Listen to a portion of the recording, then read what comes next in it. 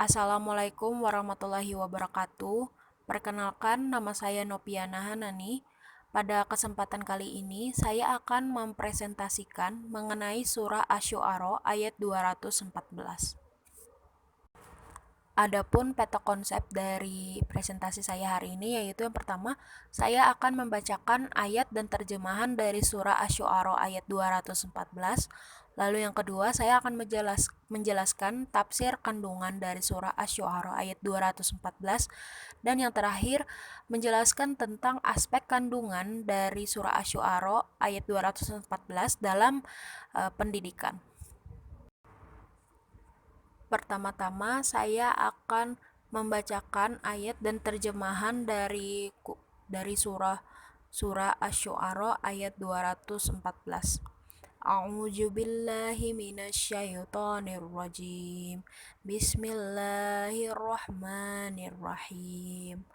Wa anzir ashiratakal aqrabin. Shadaqallahul azim, yang artinya, dan berilah peringatan kepada kerabat-kerabatmu Muhammad yang terdekat. Quran Surah Asy-Syu'ara ayat 214. Adapun terjemahan dari kalimat pada surah Asy-Syu'ara ayat 214, yang pertama, wa anjir artinya dan berilah peringatan, asyirotaka artinya kerabat-kerabatmu, dan yang terakhir al-aqrabin artinya yang terdekat. Selanjutnya masuk ke dalam tafsir kandungan dari surah Asy-Syu'ara ayat 214. Pada ayat ini, kata asyiroh berarti anggota suku yang terdekat. Diambil dari kata asyaro yang berarti saling bergaul, karena anggota suku yang terdekat atau keluarga adalah orang-orang yang sehari-hari saling bergaul atau saling berinteraksi. Kata al-akrobin yang menyipati kata asyiroh merupakan penekanan mereka ataupun kerabat-kerabat sebagai orang-orang yang terdekat. Ayat ini diturunkan pada awal kedatangan Islam, ketika Nabi Muhammad SAW mulai melaksanakan dakwahnya.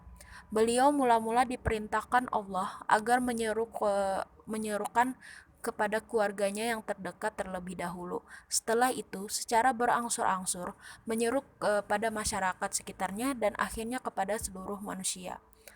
Ayat ini menjelaskan kita sebagai umat Islam menghindari hal-hal yang membuat Allah Subhanahu wa taala murka dengan apa yang kita perbuat dan memberi peringatan kepada orang-orang terdekat kita tanpa pilih kasih. Serta tidak lupa juga untuk kita bisa berlemah lembut dan berendah hati terhadap orang-orang yang mengikuti kita, yaitu orang-orang mukmin baik kerabat, dekat maupun bukan. Penjelasan terakhir yaitu aspek kandungan dalam pendidikan dari surah Asy-Syu'ara ayat 214. Yang pertama, keluarga merupakan pendidikan pertama bagi anak.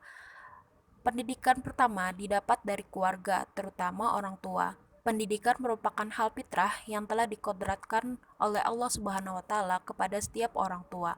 Itu merupakan tanggung jawab mereka dan merupakan keharusan bagi mereka, karena ini adalah amanah dari Allah Subhanahu wa taala yang diturunkan kepada mereka, yaitu orang tua. Sesuai dengan perintah Allah Subhanahu wa taala ketika Nabi Muhammad SAW mulai melaksanakan dakwahnya, beliau mula-mula diperintahkan Allah agar menyeru ke keluarganya yang terdekat terlebih dahulu, setelah itu baru menyeru kepada masyarakat sekitarnya dan kepada seluruh manusia. Yang kedua, yaitu keluarga merupakan jembatan untuk anak dalam mengembangkan pendidikan agama dan juga merupakan fasilitator anak. Keluarga merupakan jembatan untuk anak bisa mendapatkan pendidikan agama, baik dari pengetahuan maupun memfasilitasi anak. Maksud dari memfasilitasi adalah di mana anak diberikan kesempatan untuk bersekolah supaya menjadi tempat mereka dalam mempertajam atau mengembangkan pengetahuan mereka dalam ilmu agama Islam. Dan hasilnya, keluarga akan melahirkan anak-anak yang taat akan agama. Bukan pengetahuan saja, selain dari orang tua, keluarga yang lain bisa mendorong anak keluarga yang lain juga bisa mendorong anak untuk mempunyai akhlak, yaitu sikap dan sifat yang baik, seperti mengajarkan anak untuk lebih bisa mandiri, lebih peduli dengan sesama, dan juga menjaga silaturahmi dengan sanak saudara dekat lainnya, bahkan dengan tetangga yang dekat sekalipun.